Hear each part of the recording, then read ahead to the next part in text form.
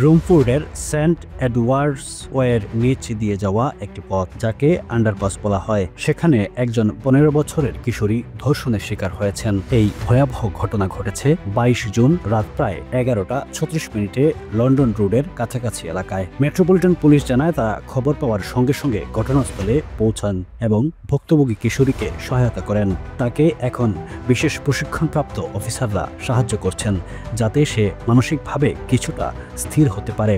এই ঘটনায় এখনও কাউকে গ্রেপ্তার করা হয়নি।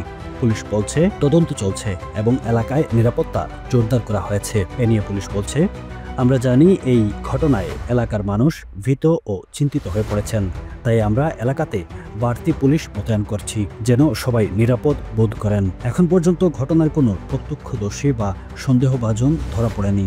পুলিশ সবার কাছে আহ্বান জানিয়েছে, যদি কেউ ঘটনার সময় কিছু দেখে থাকেন বা যদি কারো কাছে সিসিটিভি ফুটেজ, মোবাইল ভিডিও বা অন্য কোনো তথ্য থাকে, তাহলে দয়া করে 101 নম্বরে ফোন করুন।